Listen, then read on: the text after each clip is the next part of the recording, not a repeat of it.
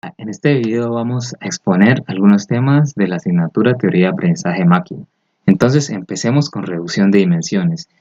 En muchos problemas de Machine Learning trabajamos con datos o con bases de datos que tienen una gran cantidad de variables, miles o millones de variables. Esto es un problema a la hora de procesar, visualizar o llegar a entrenar algún modelo de Deep Learning o Machine Learning por la gran cantidad de datos. Por esto es que nacen las técnicas de reducción de dimensiones, que en general lo que buscan es reducir la dimensión o la cantidad de variables de estos datos, eh, minimizando la pérdida de información en lo mayor posible. Una de las técnicas más clásicas y usadas para esto es PCA, o análisis de componentes principales. Es un método lineal que transforma los datos originales en un nuevo sistema de coordenadas, donde cada nuevo eje o componente principal está orientado en la dirección de mayor varianza. Lo que PCA optimiza es la varianza total proyectada. Busca encontrar un subespacio de dimensión reducida que maximice la varianza de los datos proyectados. Esto equivale a resolver un problema de autovalores y autovectores sobre la matriz de covarianza. La solución consiste en tomar los vectores propios más importantes de esa matriz, que son las direcciones de máxima información. Entonces, básicamente, esto lo que es una combinación lineal para obtener un espacio de menor dimensión, maximizando la varianza. Pero esto tiene un inconveniente y es que solo reconoce relaciones lineales, ya que son combinaciones lineales. Cuando los datos tienen relaciones no lineales, para eso usamos otro método que se llama UMAP, que significa Uniform Manifold Approximation and Projection. A diferencia de PCA, UMAP no se basa en la varianza, sino que construye un grafo de vecinos cercanos entre los puntos y luego intenta reducir esa estructura a un espacio de menor dimensión. Lo que UMAP optimiza es la función de pérdida basada en similitud entre puntos. Quiere que las distancias relativas entre vecinos se conserven lo mejor posible. Esto permite preservar no solo la estructura local, sino también la forma global de los datos. En la práctica, UMAP suele ser más potente que PCA para visualizar datos complejos como imágenes o textos, ya que capta relaciones no lineales y separa mejor los grupos o clústeres. Aquí tenemos un ejemplo de proyección con UMAP, con los vecinos cercanos, un espacio de 3 dimensiones a 2 dimensiones.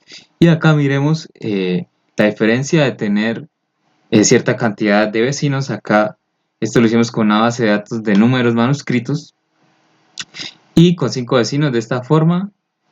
15 vecinos va a cambiar en cierto modo la distribución, la proyección, y con 30 vecinos va a mejorar a medida que aumente la cantidad de vecinos, pero esto va a aumentar un poco el tiempo de procesamiento para llegar a hacer la proyección. Entonces, en resumen, PCA es más simple y rápido, útil cuando los datos tienen relaciones lineales, y UMAP es más flexible y usualmente más potente, ideal para resolver estructuras complejas. Y pues UMAP necesita más procesamiento, más tiempo de procesamiento. Eh, entonces, esa es la conclusión de reducción de dimensiones con estos dos métodos. Bien, en la red neuronal densa tenemos una arquitectura propuesta de dos capas, donde la primera tiene 128 neuronas, la segunda tiene 64 neuronas, cada una con su seguida de su función, de su capa dropout para evitar sobreajuste y con su función de activación reloj. A la salida tenemos 10 neuronas para las 10 clases que se tienen en la base de datos con su función de activación softmatch.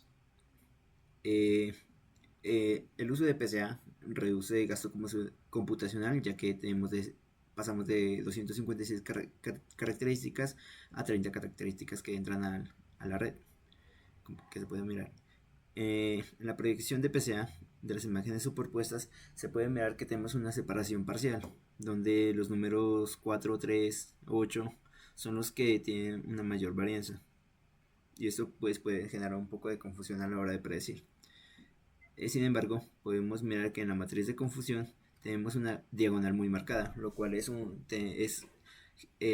indicios de un rendimiento muy bueno, lo cual se puede corroborar en la curva ROC, donde la mayoría de las clases tenemos un área abajo de la curva de 1, excepto en las clases 3 y 4, pero sin embargo es de 0.9, lo cual quiere decir que es un modelo muy preciso. Esto lo podemos corroborar con los números, con la predicción. Y se puede mirar que los números que en el cuadro verde son los predichos correctamente y los que están en un cuadro rojo son los que se predijeron de manera incorrecta, pero son los que se mencionó de las clases 3, 4 que tienen puede tener un solapamiento, pero sin embargo el modelo predice de una manera altamente correcta. Para terminar esta presentación, quiero explicar brevemente cómo funcionan las capas de atención y los modelos tipo Transformer, que han revolucionado tareas de clasificación, traducción e incluso visión por computadora. Lo que están viendo en pantalla es la arquitectura original del Transformer, que se compone de dos grandes bloques, el encoder a la izquierda y el decoder a la derecha. Para el encoder empezamos con una secuencia de entrada, que puede ser texto, audio o incluso una imagen representada como vectores. A esa entrada se le suman los llamados codificadores posicionales, que indican en qué orden aparecen los elementos. Eso es importante porque, a diferencia de las redes recurrentes, los transformers no procesan la información paso a paso, sino en paralelo.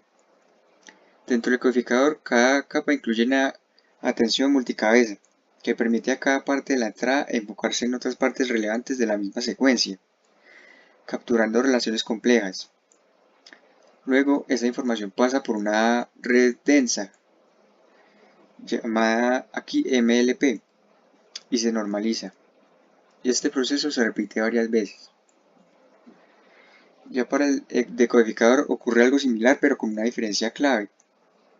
Hay una capa de atención que se enmascara para evitar que el modelo vea el futuro durante tareas como generación de texto, y otra capa que cruza la atención con el encoder, permitiendo acceder a la información original de la entrada. Finalmente, la salida del decodificador pasa por una capa lineal y una función softmax que produce las probabilidades de salida para cada clase. A diferencia de una red neuronal densa tradicional que trata cada píxel de forma independiente en una gran capa totalmente conectada, el transformer puede capturar relaciones espaciales y contextuales entre diferentes partes de la imagen, gracias a su mecanismo de atención. Es decir, no solo aprende si hay una línea o un trazo, sino dónde está y cómo se relaciona con otras partes del dígito. En nuestro problema de clasificación de dígitos manuscritos del dataset USPS, eso significa que un transformer podría aprender a enfocar su atención en los patrones más representativos del dígito, como curvas, cruces o bucles, sin necesidad de que estas relaciones estén codificadas manualmente en la arquitectura. Por eso, en tareas más complejas o con mayor variabilidad visual, los transformers pueden superar el rendimiento de una red neuronal tradicional, al construir representaciones más ricas y adaptativas de los datos.